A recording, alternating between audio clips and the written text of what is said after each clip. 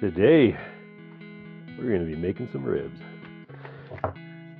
These right here are some pork back ribs. Nothing terribly fancy. We do the same type of thing depending on multiple different types of ribs.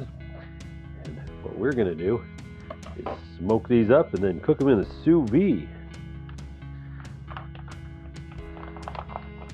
Alright, one thing you're going to notice about these ribs is they've got that really big section of silver skin on the back. Don't know if this is a new trick for any of you, but you see me use paper towels all the time. Grab the paper towel, fold it in half, bring that down here to the edge of that silver skin, reach down there, grab a hold of it with the edge of there, and just by grabbing that, you already tore a big chunk of that off. Paper towel dries it out so you can get a solid grip on it. Just like this. We have a grip on that so it just comes straight up. If you want it, you can let go, grab it again, pull that right off. And that's how you take the silver skin off the back of your ribs. Simple paper towel. When I'm smoking meat, I make sure that the smoke goes on first. This meat is what's going to take that smoke, not the seasoning. So if you want your meat to be nice and smoky, make sure that you're seasoning it after you smoke it. So we're going to take that, we're just going to split it in half. So right about in here, I'm going to grab that and we're going to cut it right open. Here we go. Done. We're going to use the Amazing Smoker today to be able to apply the smoke to these ribs. So simply put, all we have to do is fill this up with pellets, and I happen to have some pellets right over here inside the hopper. There we go. Just a simple fill it up. You get about 3 hours, 2.5 to 3 hours worth of smoke off of this. So depending on how much you want to do, you can add this tube full of smoke to your regular smoker cycle, or just do it as its own separate thing. It does require being lit up separately, so I'm trying to just get it to balance and go down deep inside because I'm going to lay it down and I don't want the pellets to all fall out. Alright, so now all I'm going to use is just a propane torch. Just a simple, straightforward torch. Turn it on, light up, not a big flame. All we're going to do here is just light it up, get it smoking, get it going.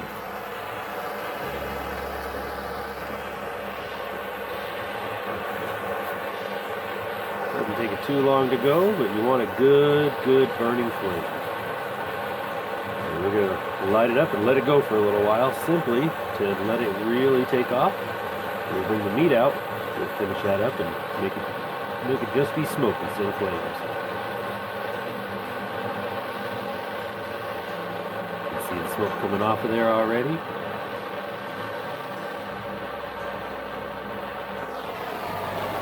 Alright. So right about there is decent for what we're trying to accomplish.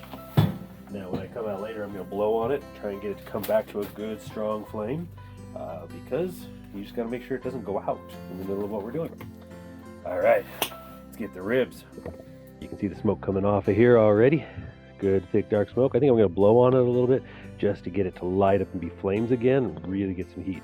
But you want to put this meat on your smoker in such a way that the smoke, when it comes out over top, is going to fall on top and absorb in. It's hard to think about it because we think of smoke as we have to get the smoke to actually just be on it. So you think this would be the premier way to adhere smoke to that. Well, that's going to cook it. It's going to do some other challenges and frustrations for you. But the reality is the smoke fills the chamber, and then that smoke actually lays down like dew on the grass. It lays onto that layer. So I always think to put the side that I want that has more of the meat, that side up, so that that smoke lays down and puts a layer of smoke on top of it. So something for you to think about as you're doing it. We are doing what is called a cold smoke. So I'm using the tube to get all the smoke instead of using my smoker to apply a lot of heat. So we're going to cook inside later in the sous vide. Right now, we're just applying smoke to the meat. Coming off of that. There we go, just blowing it out like a candle. A lot more smoke coming off of it. All that extra smoke coming off. And with that in mind, I'm going to close it up and call that good for right now.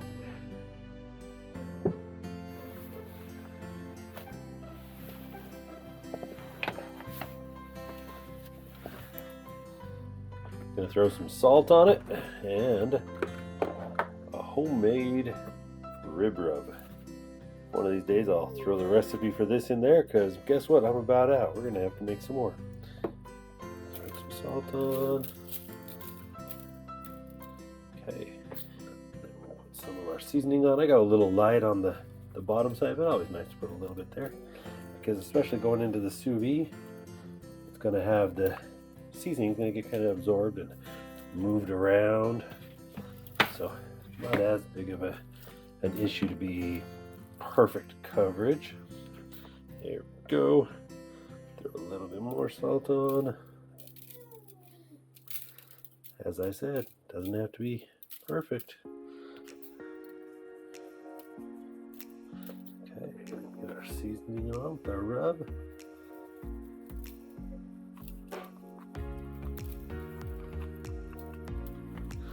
Okay, quick, simple, easy. We just need to get these put into a sous vide bag. So there we go, got a bag. Seal the one end on it, and then we just slide it right down in. The beauty here also is we do this as a two-person job. So I hold it.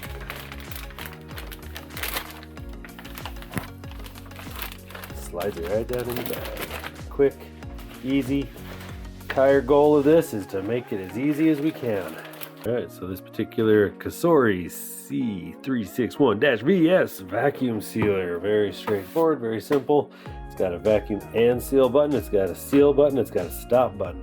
Things to know about this kind of vacuum sealer is that it's got this nice foam pad across here. And that foam pad has to be compressed in order for this to actually seal. So you want to make sure that that foam pad is clean, no crumbs or anything have gotten stuck in there. And especially when you store it, don't store it closed. Always store it popped open, so that that is not compressing this, or it just doesn't actually have the flex to it to make it work right. This is the sealing strip right here. This is where it gets hot. So caution, hot surface, don't touch this spot. For this, what we're going to do is we're actually going to get that seal here, and the vacuum has to go inside here. So the top of the bag goes inside this upper area where the seal happens here. So shifting it back just a little bit. Got our ribs inside the bag. Put it across the top inside there. I like to stretch it out right there where the seal is located. Bring it, put it down. And like I said, it has to be compressed, so I like to push down on either side of it, even though it has buttons to latch it in. Press down just a little, and then wait.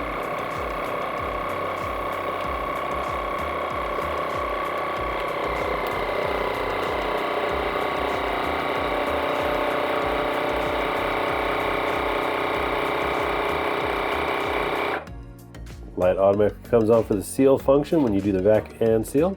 Lights go off. You're done. Pop it open, releases the pressure, and there is the seal. Always a good thing to check that seal, make sure it's all the way across, and you're done. That's all it takes to get the vacuum seal here. All right, that is all it took to get 3 full racks of ribs, which is 6 half racks. And the favorite aspect of this is, guess what?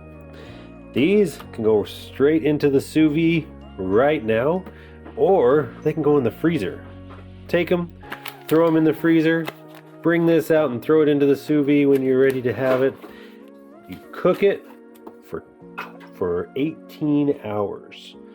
You want to put it in before you go to bed the night before you want to eat it. We're going to show you how that works. We're going to put that in the sous vide we're going to take one, we're going to take two, and because we got a lot of happy kids that want to eat, we're going to take three, and the other three are going to go into the freezer so we can have those as a one batch snack, or two, or maybe all three, and have a full meal. Good times. Sous vide, under vacuum technically, but we're going to be filling it up to water. You can see that we use this and abuse it. And I used to use only filtered water on this, and this is why. Get a bit of a nice hard water scale growing on it. This one's going to wear out soon because of that. We use it, but it works well. Has the ability to be attached to anything you want, a pot, whatever. And we went ahead and bought this tub. This was back in the day before they had specialty equipment to put the sous vide cooked method into. We would actually had to buy our own tub, and we manually cut the top corner off for that sous vide circulator to fit into. So, simply put, we just put this on the back corner, screw this down,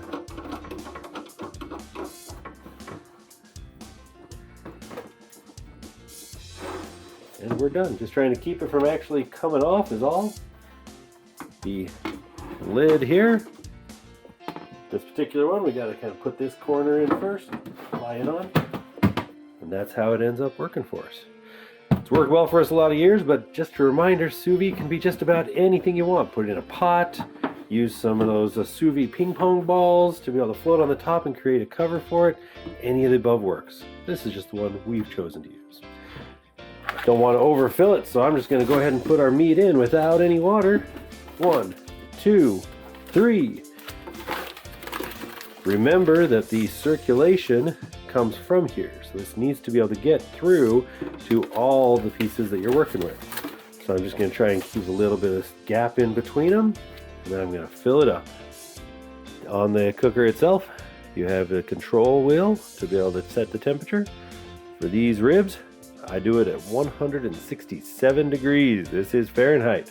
But right now it's showing that the temperature inside of here is 94.7 degrees, and as it's registering the temperature from the water, we're good to go. It has Wi-Fi capability, so I can go through an app to be able to set it, but I gotta tell you, all I end up doing is just checking the temperature and letting it go. This will cook from tonight through till tomorrow night.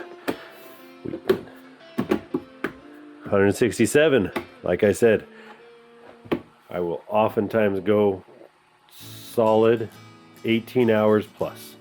This is going to be closer to a 20 hours just because the time of day it is right now, and we'll show you the next steps for you in just a moment.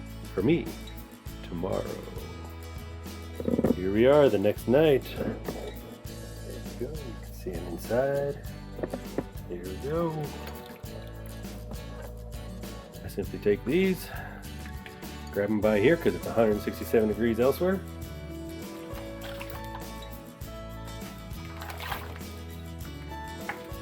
Simply take them, slice them open, and this is where it gets really fun, is you can grab the plastic by the top above it, and by grabbing it there, you're able to drain it. So, I use the knife underneath, pour it out, and by holding that at the top, you're not burning yourself. Holding that, not touching the meat, and we're able to drain all that liquid off. Alright, now I just squeeze it out of the bag, set it here. The next step is to dry it off. Flip it over, try not to let it fall completely apart because it's super tender. All right. Today's barbecue sauce of choice is Tony Roma's Carolina Honeys. You can use any barbecue sauce you want with this method.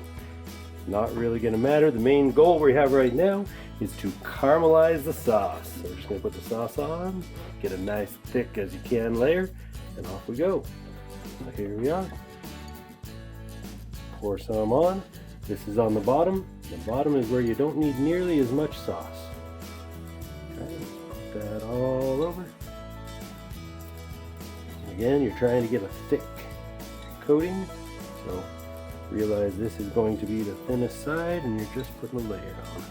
I like the glove because it makes it easy to move it around. Basting brush could be used as well, but you know, that's all opinion, how you want to do it.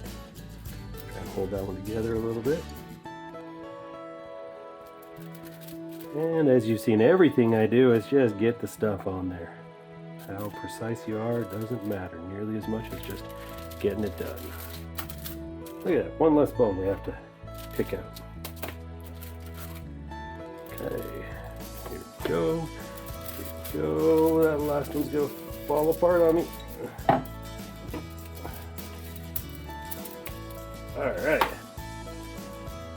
As we said, just getting the sauce on there. First is just putting a layer on. Second is getting that layer as thick as you can get it.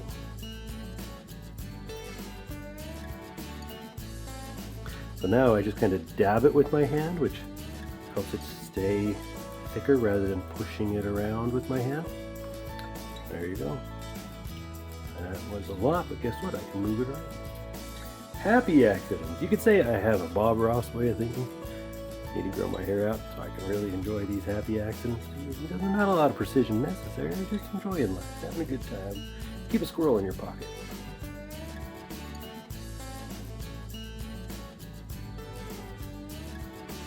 Alright. Of course, after my happy accidents, you see me being a lot more cautious. Yeah.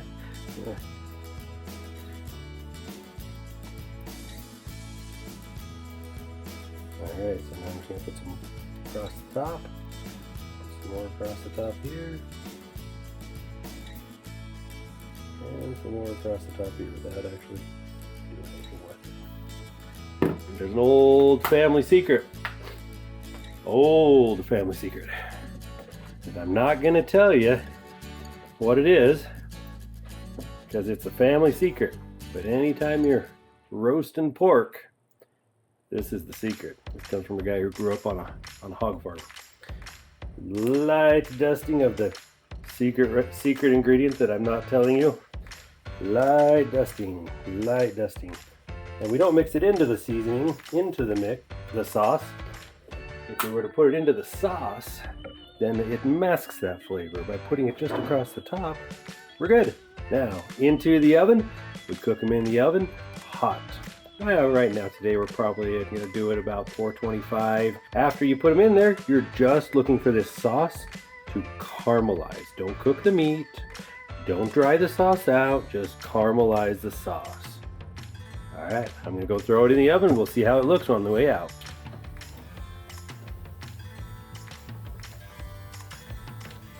Glaze on there, caramelizing up. Good. And that is all it takes to make amazing ribs. Alright, so there we go. Got the ribs. They were already cooked before we sauced them. Just like that. Look at that. Pulls right away from the bone. Watch how clean the bone is.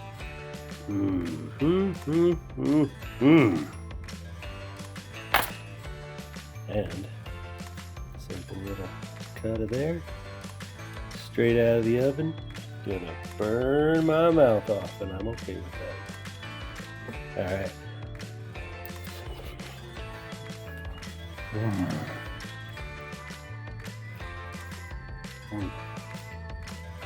Wow. Tenderness that comes off of these, the flavor, the smokiness. Just layers upon layers of flavor. Oh wait, I'm not sure if that one was any good. I'm gonna have to try another one.